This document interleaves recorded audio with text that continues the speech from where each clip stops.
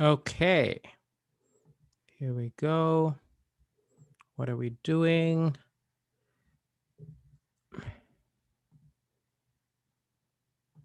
Hello, hello, hello. Hey, how we doing? Wait, admit. Hey, how are you doing? Good, good, good. Let me make sure it's streaming. Hello, hello, hello.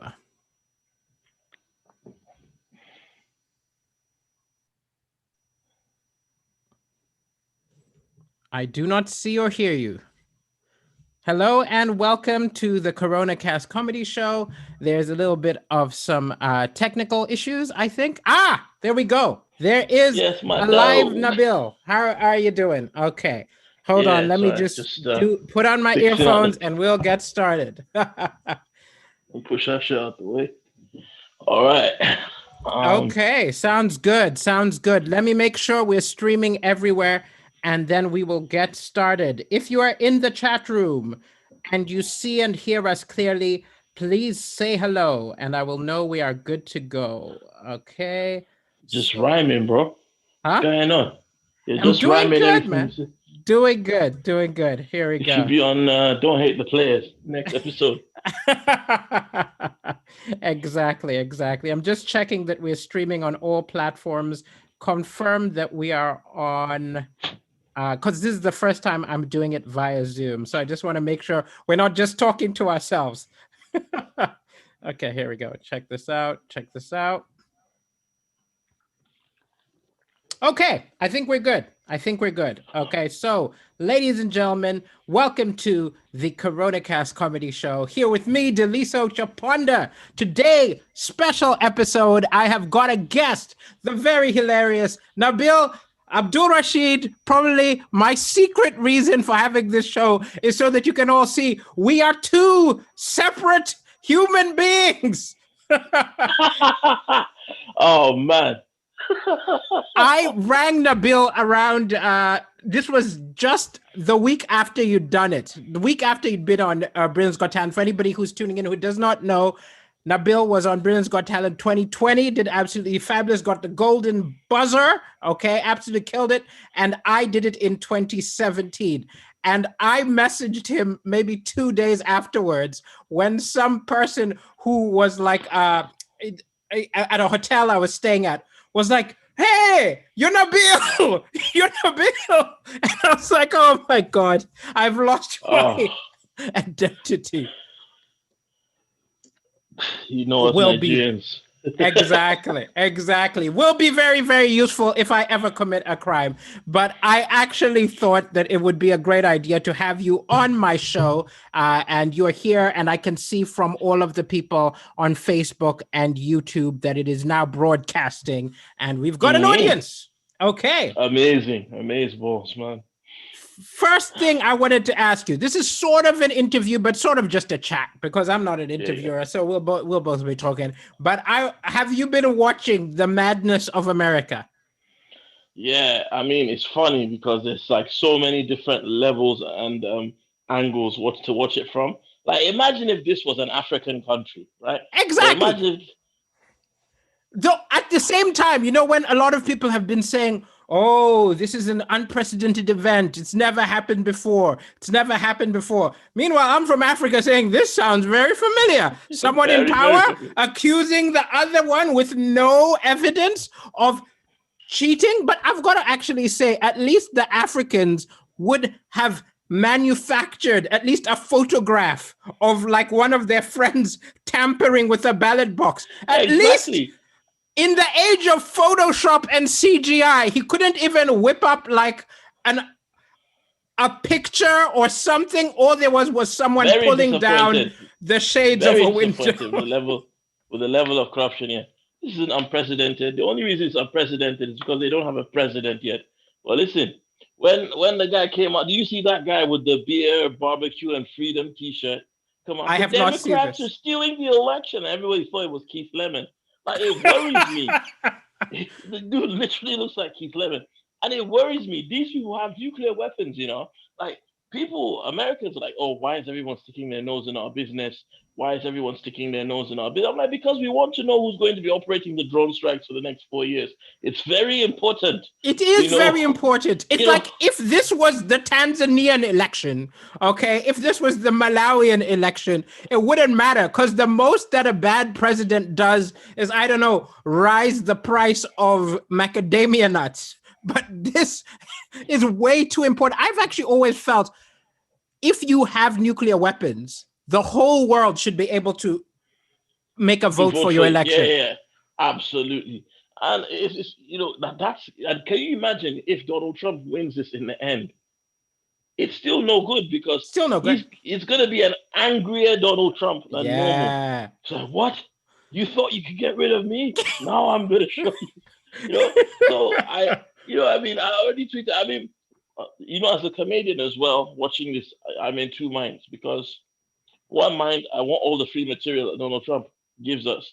But then on the other, I want to work in America, and it's easier to get a visa once Donald Trump is gone. Once he's gone. Like, what do we do? Oh, also, you've got to understand, after he's gone, even if he's not present, he's still going to be giving us material every week.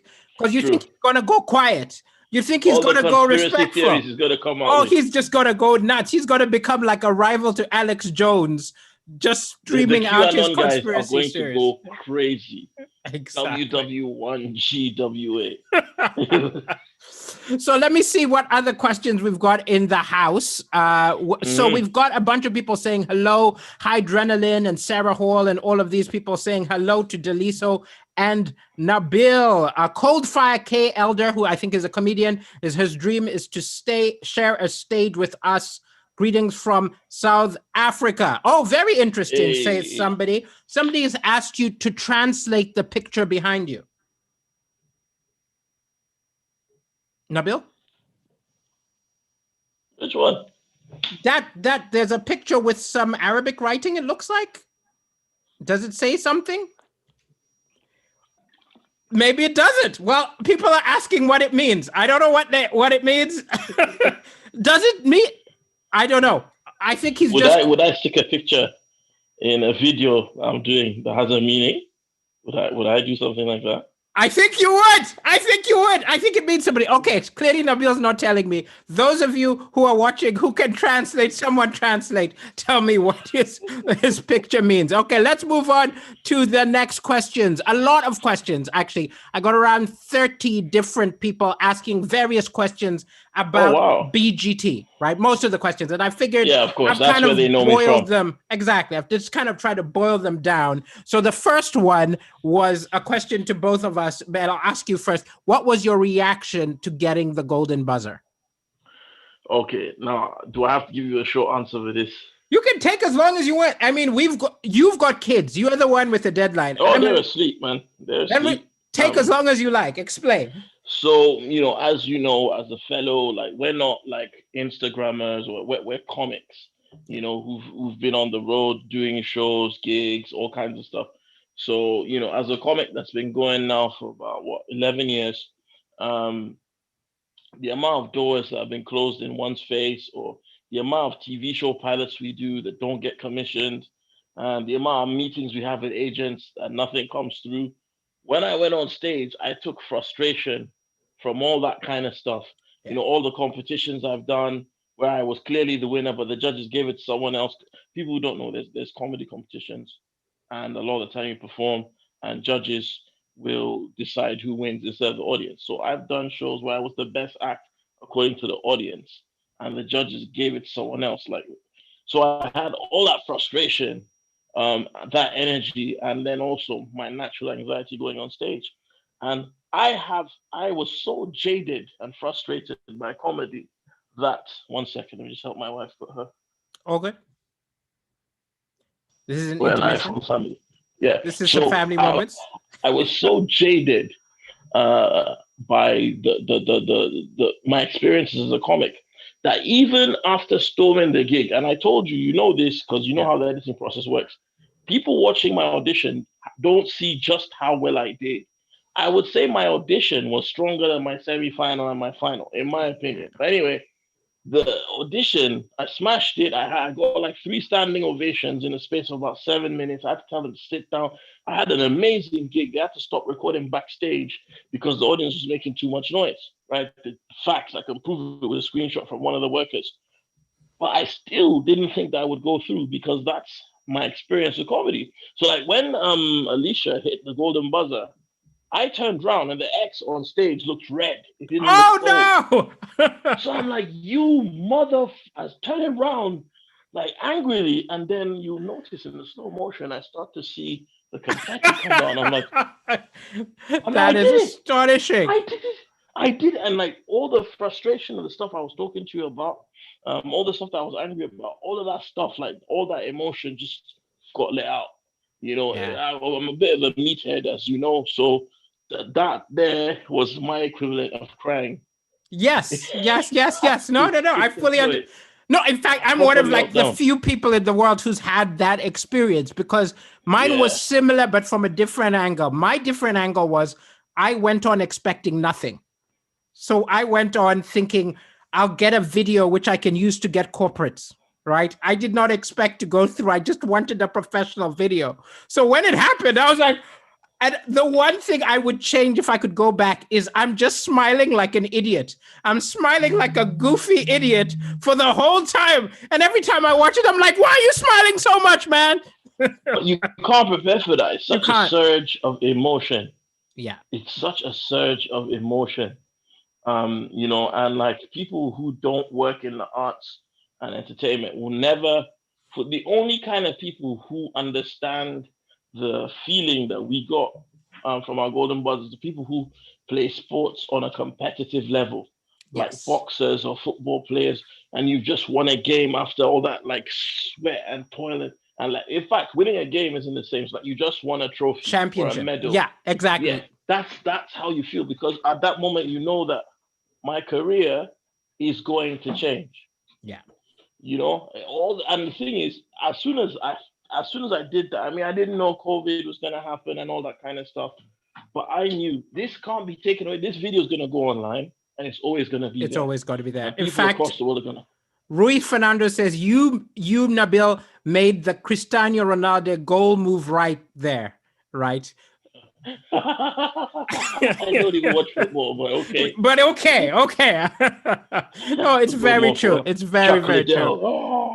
Then another BGT question of them, I whittled them down to the most interesting one. Someone asked, other than getting the golden buzzer, right? What is the best thing that happened during or after getting it?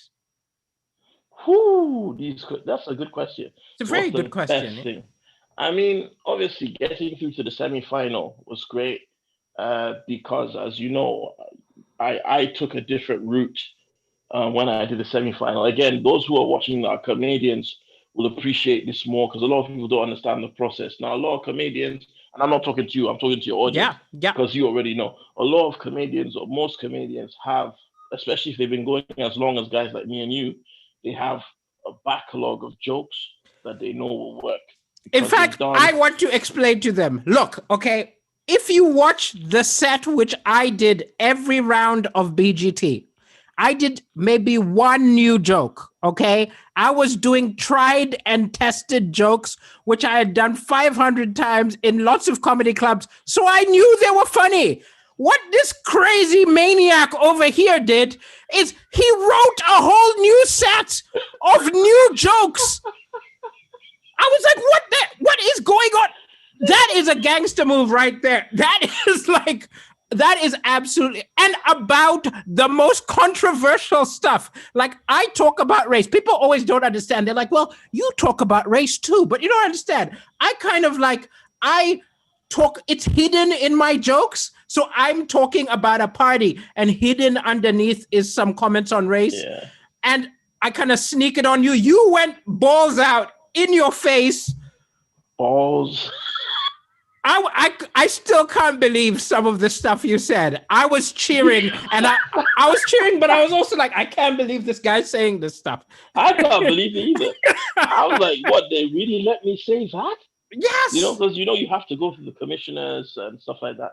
So when I was doing that, I just thought, this situation, my thought process was this, right? We've just come out of a lockdown, Hmm. right? And again, me and you are similar in that, we like to stay current. And I think I have this, and I think you have this too, where we like to challenge ourselves as Yes. comics. We want to, and I just thought, the world has changed. It's not like, oh, it was a small thing that delayed us. The whole world has changed. So, what kind of a topical comedian would I be if I went on stage and didn't do jokes about what's happening? And also, this will be my chance to do I'm the first, right? There's Yeah. loads of comedians now doing, or well, not right now, but afterwards, doing Corona jokes, lockdown jokes, and things like that. But I'm the guy that done it on TV, That's and entirely that was correct. my opportunity to be the guy Yes. that did it Yes. on Yes. TV. Yes. And I didn't even realize, like, I thought the set wasn't controversial enough when I wrote it. I thought this is really lightweight stuff, big nasty. This is it, proper Nabil stuff. But you know what? This should work. I And then see they lots of almost comments saying Sam Mark says Ofcom definitely loved you, Nabil. Someone thought you were I the just only never act. thought. Some person called Matty says you're the act who they loved the most this year, and they wish you had won. All love here. Sean Alexander also says he kept people employed at Ofcom. Yeah, I was just there to help the economy. I was Yes, just there yes, to yes. help. I mean, it's Keynes in economics.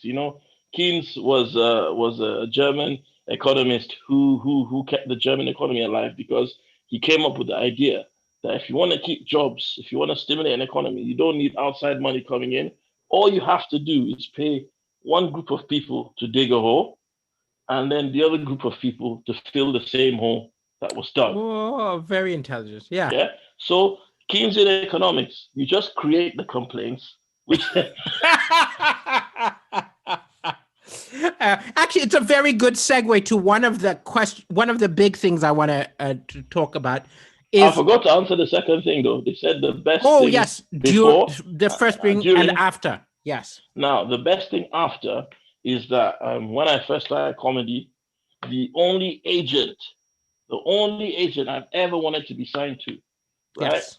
signed me. And I Game think, on.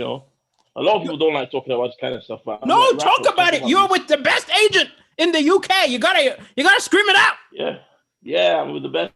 I mean, when I first started doing Now my comedy, agent's I gonna call me kind of grumbling tomorrow, saying, "What did you say yesterday?" you'd be like, okay, get me a corporate gig for 500 grand and I'll take it back. No, so like I started out performing at a comedy club where she first started working, and then my favorite Just comedy for club to those work out. watching, his agent's called Hannah Chambers. Hannah Chambers, Yeah, and big up she's a Chambers brilliant gang. agent who Throw your represents seats people up. like Sarah Millican and Jimmy Carr. She's an absolutely amazing agent. Yeah. So like my whole career, I've been unmanaged. People have been too scared to sign me.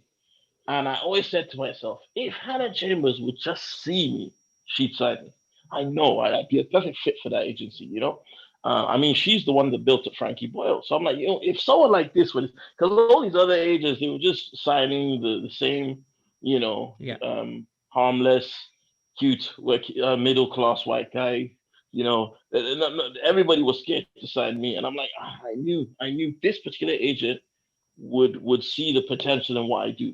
But I was always unlucky. I just never got through to her, and now I'm signed to it. So that's the best thing that's happened That is since. an amazing thing. Absolutely Yeah. amazing.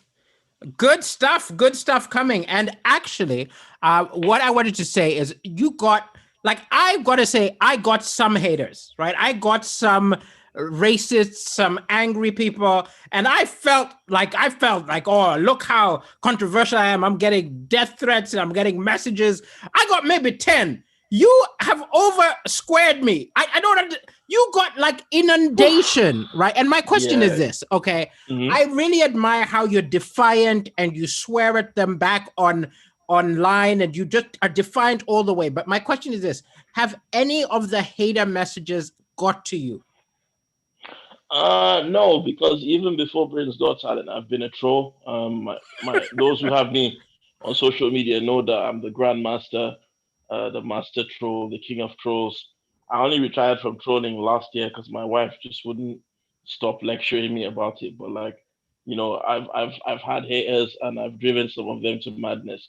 You know, like even Yeah. now, what you see on Twitter. I mean, you've had me on Facebook for a little while, but like people don't realize what they see on Twitter is very, very tame. I used to be a Right. savage.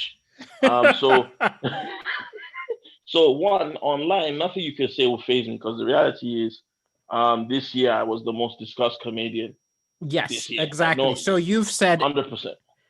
wow, that also I No admire comedian has been because, discussed more than me this year. yes, I've got to say I admire that because sometimes a random stranger's hateful message will get me down, even though it's a stranger. Have you been black before? Like this is my mentality, right? Like I walk out the house, look, I'm black and I'm Muslim. So everywhere I go, somebody has a reason not to somebody, like me. somebody. Right? It's not my job to make people like me. I don't care if you do. I don't care if you do. My main thing is, let me live my life and you live yours. So when these people say things Exactly. online, like the death threats don't scare me because I know you wouldn't say it to my face. And Exactly. If the real person who wants to kill you is is quiet. not gonna say it on Twitter. Yeah. And also like I've been through enough real problems, real issues, that stuff online doesn't really affect me. I don't care. And if anything, these people don't realize the haters actually were my best promotion. Because a lot of people who don't even watch Britain's Got Oh, Talent got attracted to see what it was that these people hate. Because that these thing is, people when hate. exactly like it's Muhammad Ali knew about this, Floyd Mayweather knew about this, Jack Johnson before the, if you're a boxer and people pay to see you lose, you're still getting that money. That's Hate money is exactly still good right. money. Hate Hate money's money is still very good one of the money, great. actually. It's Yeah. very good money. And if people hate you, all they do is make your fans more passionate, and they draw attention because people who hate the people who hate you like you. This is So very like, oh, true. I don't even. How many people would tweet at me saying, "Oh, I don't even watch Britain's Got Talent, but I want to see who's got all the gammons angry."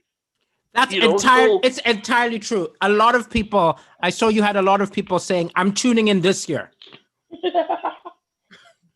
And the other and it's brilliant like, thing about that is those are the people who end up buying tickets. yes, So and the thing is, like, nobody had the jump in social media and profile that I did Yeah, this year. definitely not. None of even the winner. The winner, I'm the prize and whatnot. I don't know what kind of contract whether he's locked into now. But like he's probably got his responsibilities and that's him. But he won the money, fair play, big up John Courtney. But for me, what I've got, I think potentially is worth more Yeah. because most of the people who followed me are going to be fans. They're going to keep on following. I can only build on it.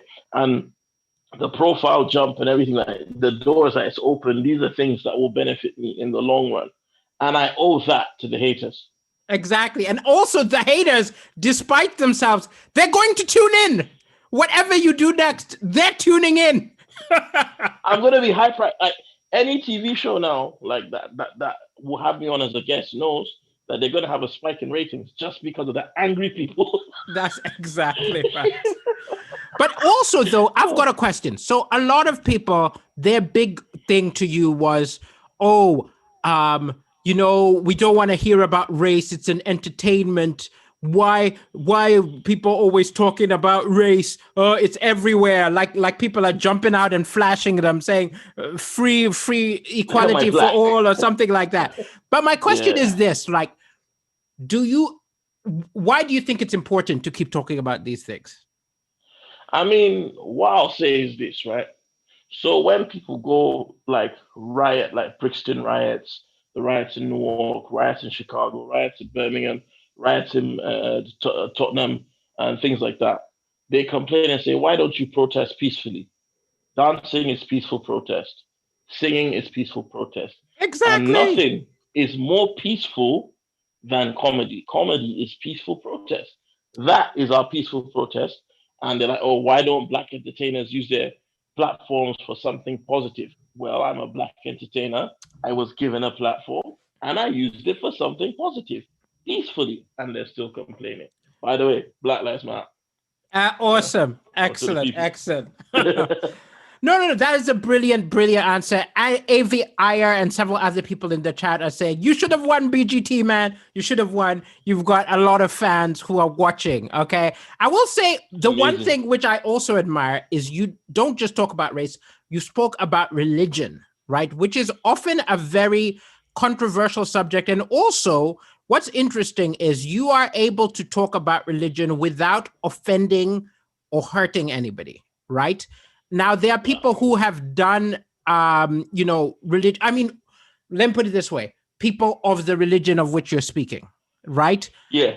Because there are people who will make fun of a religion and antagonize that religion, right? While you were doing jokes about Islam, and all I saw is delight, people cheering and loving the fact that you're talking about it. How do you, one, do you even consider it? But how do you make sure your jokes about faith are celebratory as opposed to, yeah?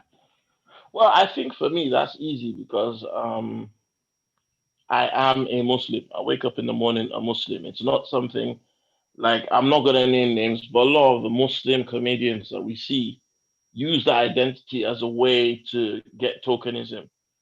It's not something that's important, and I say that because I know them personally. I know who you're talking about too. Yeah, there's a few of them. Yes. It's not something that is important to them in their day-to-day life, or that they take serious or love or hold dear. Whereas for me, I was born a Muslim and I'll die a Muslim. So, I will never say anything to insult my faith, but also by extension, my faith teaches me to respect other people's religions, contrary to what people might think. And because of that, I value because I know what my religion does for me. And I would absolutely hate to make anyone feel hurt or insult what's held dear to anyone else. So when I do these jokes, a lot of the time, another thing is I don't do jokes about anything I don't know about. That helps a lot. For example, if I were to do jokes about Christians, not Christianity, Christians, it would be based on knowledge. They wouldn't be able to deny what. In fact, the trick for me is to know so much about something that they know that there's no way I'm a bigot. So, Yes. for example, different example, but like I do a lot of shows in front of Asian crowds, like Indian crowds and whatnot, and I have jokes about them. I make fun of them to their faces in their language. So what that means is they're like, okay, he can't be, you see, he knows so much about our culture and knows so much of our language. There's no way that he's not spending all his time around people like us. So it's not racist. Kind of like how Gary Owen can do jokes about black people, but you can tell he's probably trailer trash and grew up around. You can tell. I think there's a lot of that. If they feel you are one of them, if we feel like, because I do jokes about Christianity, and again, I've done them in a church. I've never offended a Christian person because I grew up with the faith. I know the line. And I think also people know your intention, right? In that you can always tell when a comedian is coming from a hateful place or an angry place when they're criticizing. So I think I just thought it was very important to bring up, because all you see online is these people going on about, oh, you can't tell jokes about Islam. And I'm like, Nabil was doing it, no problem, right? You just can't be a dick, right? You know what I mean? Like, these are the same guys that get angry because they can't say the N-word. I'm like, didn't your ancestors say it enough? Exactly, you right. You're saying you can't do jokes. So aren't there enough anti-Muslim jokes? It's been done to death. Yes, literally. Exactly. So like, why do you want to go there? Why do you want to do it for? I don't get it. Or you can't even do jokes about women anymore. Well, if you look at historically, there's more jokes from men about women than there are the other way around. So they're all on YouTube. If they're feeling lonely and they feel they want to listen to this material, it's all there. Just Google Bernard Manning. You can find a lot of entertainment for yourself. Key point. You know what? All these comedians who complain about how comedy has gone mad with the whole PC thing, you know what they all have in common? They used to be funny. Yeah. And they don't know how. They don't know how to do it without that stuff. Yeah, they can't. They can't. They can only get like flipping national front pubs and things like that. For me as well, if you can't do the joke, like I used to run you came down, we had you down. It wasn't a busy night, sorry. But on the night that we had you, but you came down, you saw the comedy club I was running in Norbury in South London, right? Now, Yes. here's the funny observation I made, right? Now, as black comedians doing the mainstream, we constantly go into clubs and like the audience will be like 90% white if it's very like there'll be 10% of minorities in there Yeah. if it's a mixed night. But generally it's like 95 to 99% white. And we don't complain. We just go on and we do our thing. Now, my club when it was packed would be 60-40, right? Maybe it'll be 60-40 or 50-50 split between white and other, right? So we'd have Asians in there, Arabs, black people, white people, so on. It was a real mix. And a lot of white comedians from the circuit, whenever they turned up to our comedy club, they looked terrified, right? They Yeah. looked terrified.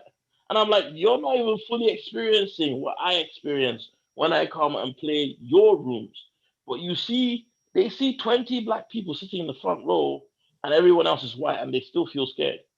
Only a handful of white comedians performed our night and felt comfortable. And those were all the ones that probably grew up in inner city London and had black friends in real life. I remember when I started doing comedy, there was a competition and there was a whole bunch of comedians from up north, all white.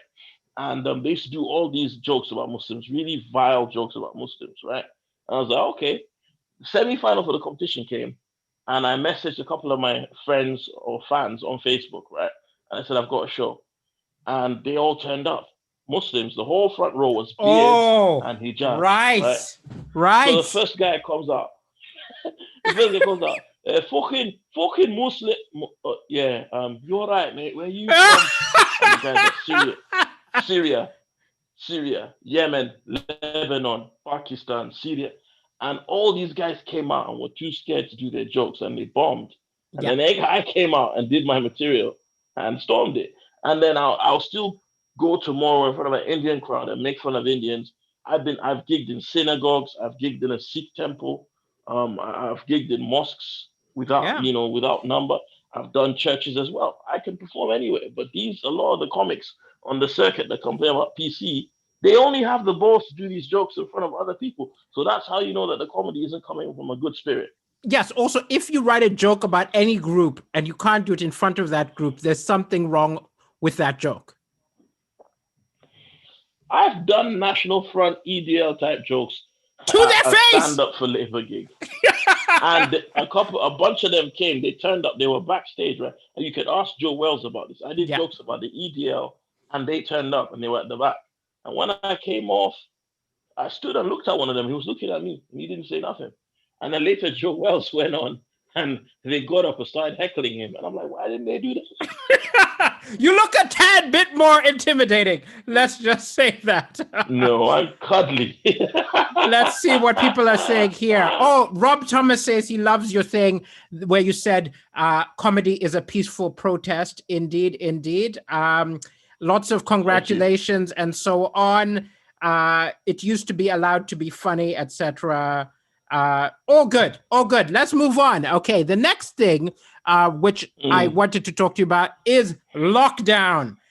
How are you doing in lockdown number 2? Boy, so I'll start with the negatives. Yes. The negatives is obviously, like I said, I just got signed and I had all these plans for things I was going to do. And now I can't do it again. It's kind of like, it feels like I got the golden buzzer and then there was lockdown.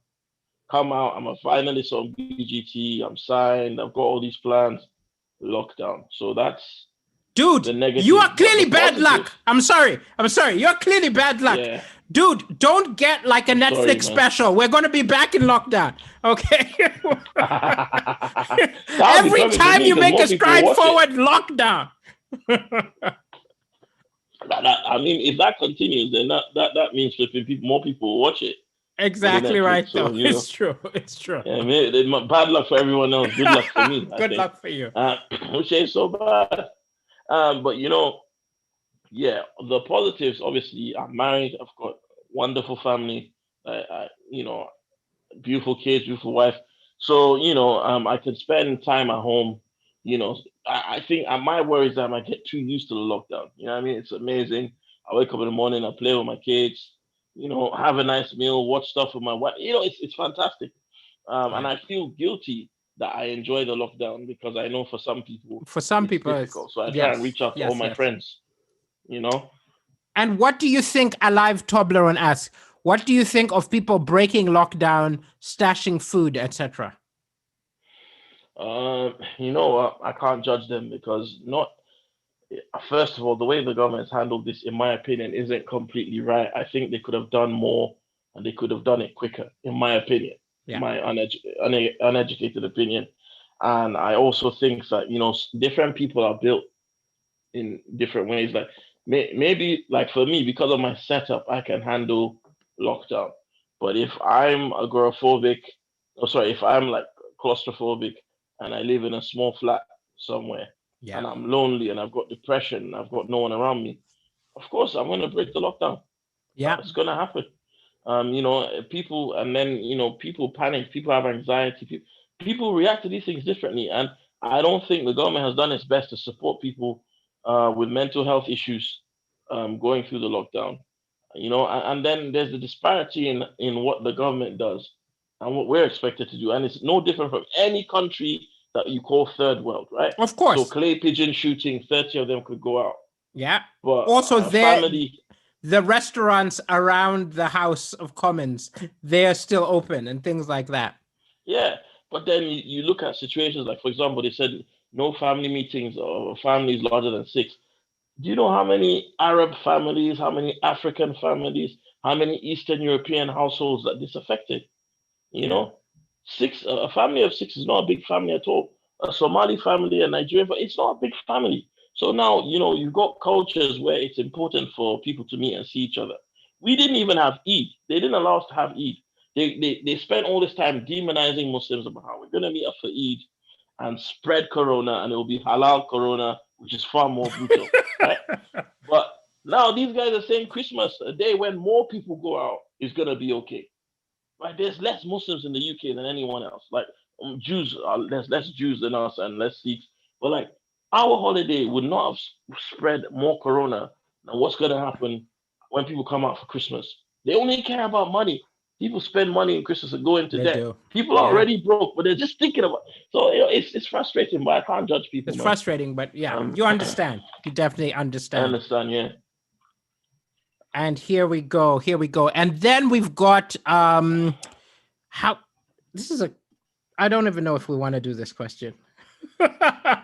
Okay, I'm going to ignore that one and I'll ask you later. What was it? No, someone says, later? how do you deal with extremism or fanaticism, especially from your own faith? Do they know that separating line between belief and just comedy? They're asking me, how do I deal with extremism? I'm not an extremist. Exactly. It's the thing. It's just like you don't And deal. I don't think ISIS is listening to my material. I think they're busy. Yes, exactly. So, I always feel because it's a hard thing to talk, but they're preoccupied. In every group you are in, right? There's going to be extremists. If you're a man, if you are black, if you're any religion, they're going to be members of the same group who are insane, right? And who are the worst elements of it. So I, as a man, do not identify with a rapist, right? I, as a Christian, MVTOW. Would not identify with a member of the KKK, right?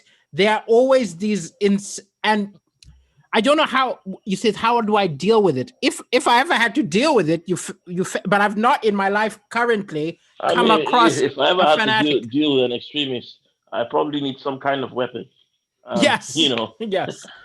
I would advise you to get some tactical training, and this is some hand-to-hand combat training as well. I don't think comedy would work. Exactly right. Exactly right. Now, I do have a barber. I have a barber who I think is an extremist, okay? I have a barber who hates white people, right? But my God, he's a good barber. He's really good. But he hates them, but I don't mean like hate. I mean like he's planning the revolution. Like, literally. I mean, he already has a bunch of blades around him. So exactly. He's cutting your hair and he's telling you his plans and he's telling you all sorts, and he believes every conspiracy he's ever heard. So I think he's the only possible extremist I've ever met. And even him, he's and all you can't talk. argue with him because he's got a razor. You know what I mean? He's got a razor. What you close to gonna your do? neck as well. Like, what are you gonna do? And but what is funny is everybody lets him talk. Everyone in the barbershop just sits and nods. Because man, he's an old man. He's the old wise man. You're not gonna argue with this guy. He's a great barber. And also he's all talk, right? We don't actually see him going out and getting a machete and going, but I've never met an actual. But what is irritating though sometimes is having to. I get called. You probably are going to start getting these calls whenever someone. I've already been getting them.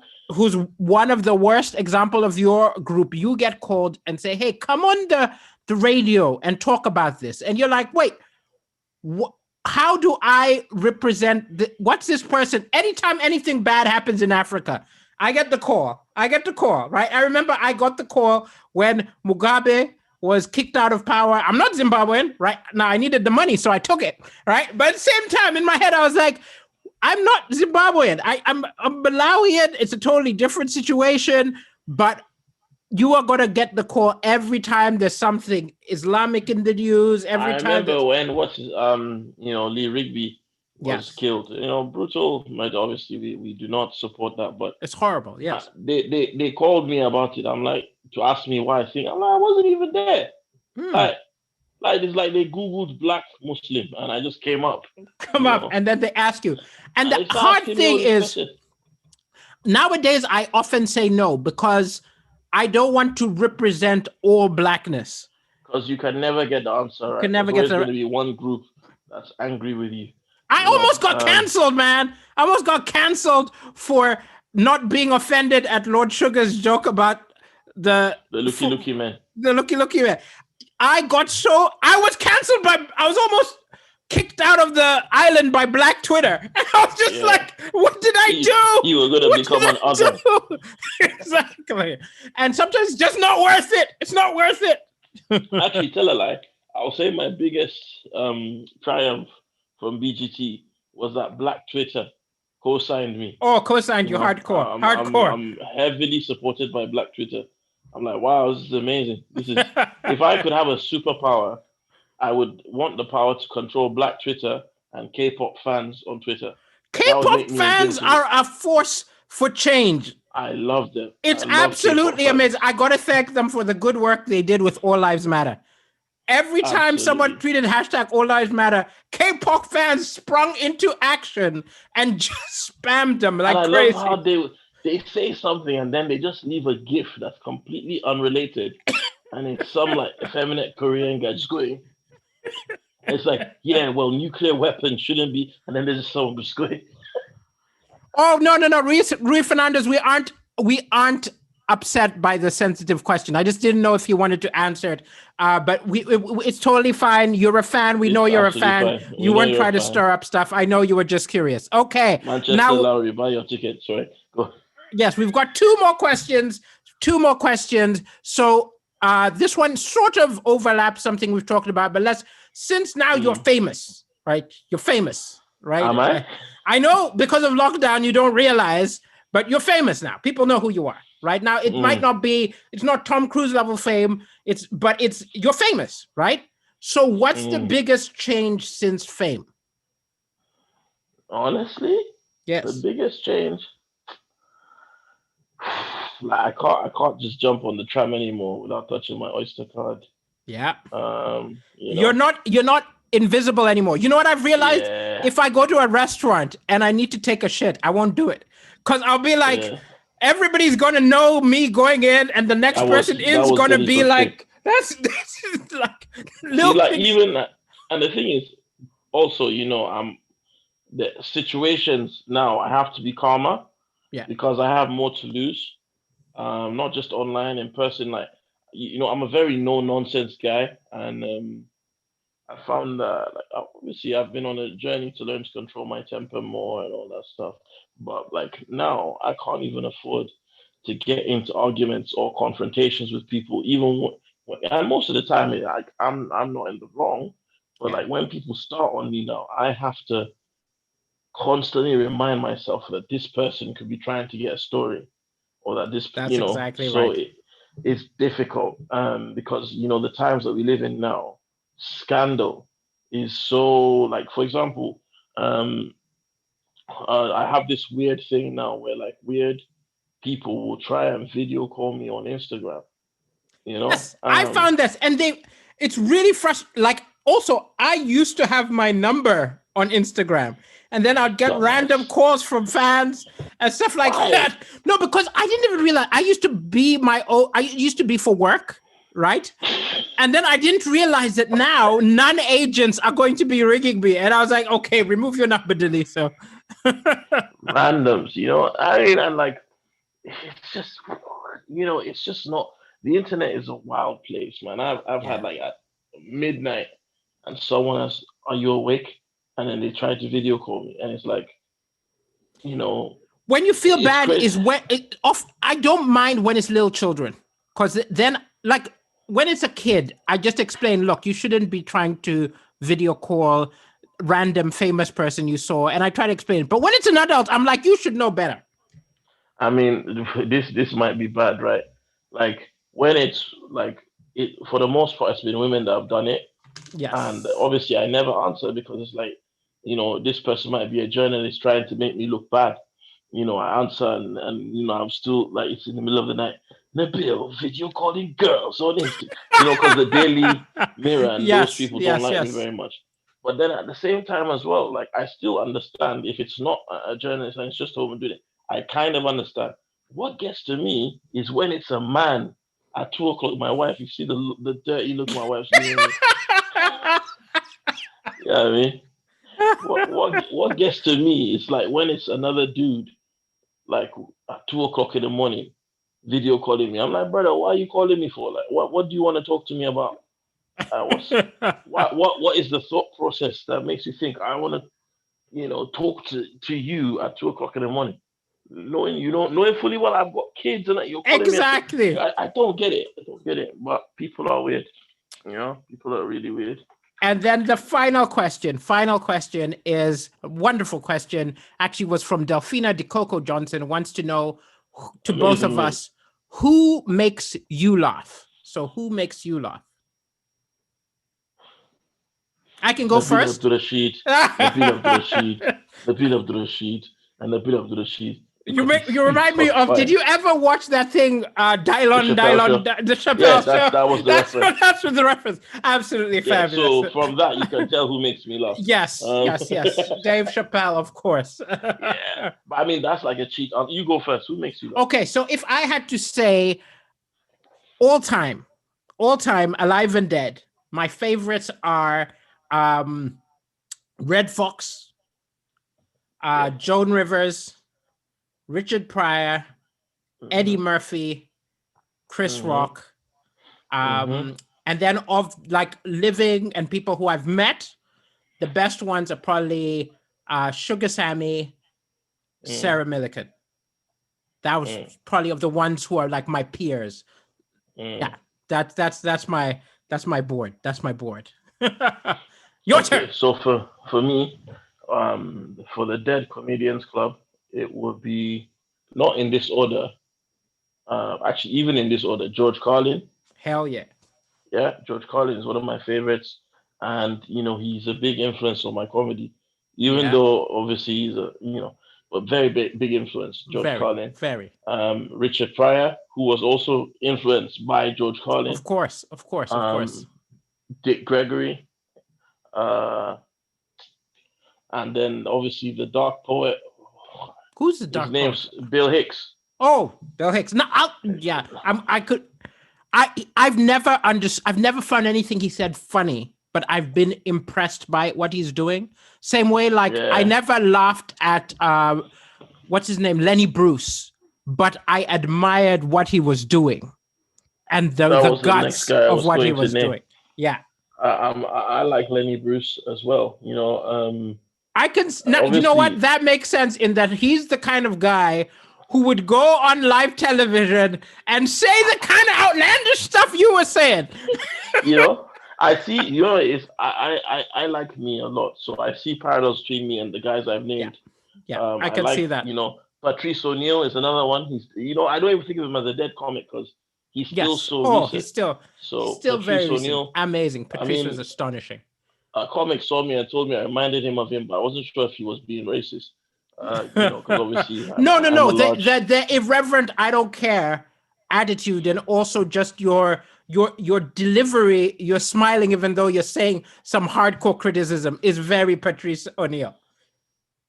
Yeah, I love He was Patrice amazing. O'Neill. He was Okay, amazing. but among the living, Yes. is he even worth mentioning? Chris, my earliest memory was watching, a Richard Pryor thing, and then after that, it was Eddie Murphy. I had his Oh yeah. all his stuff on Oh, it's always VHS. worth You know, mentioning Eddie yeah, Murphy.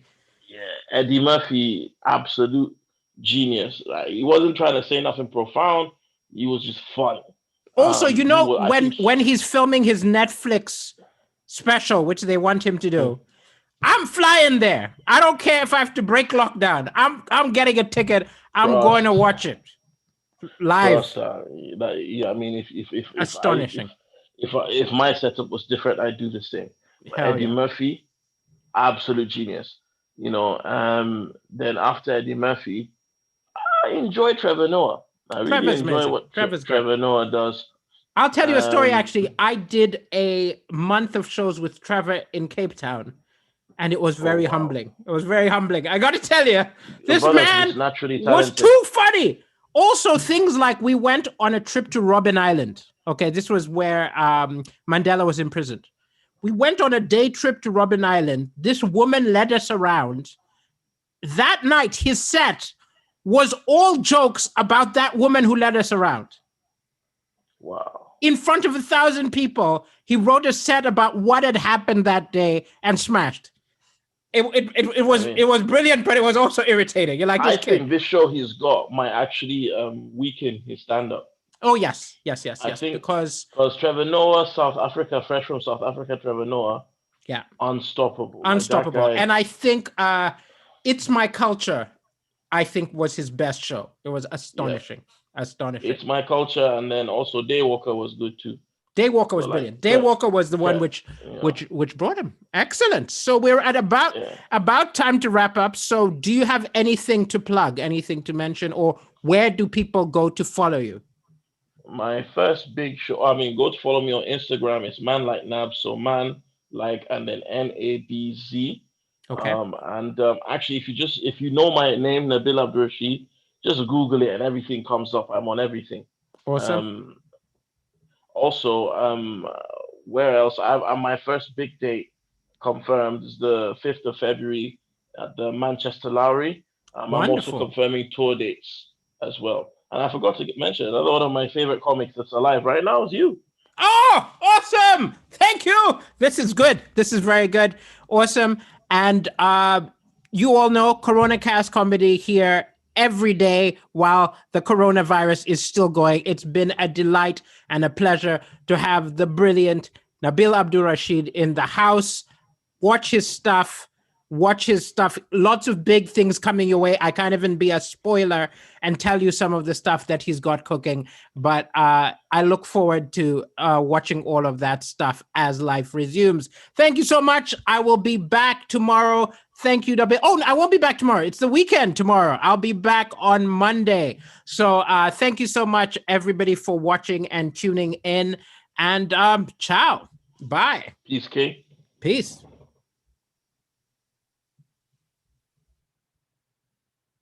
Okay, people, this has been the CoronaCast Comedy Show. Good night, good night, good night.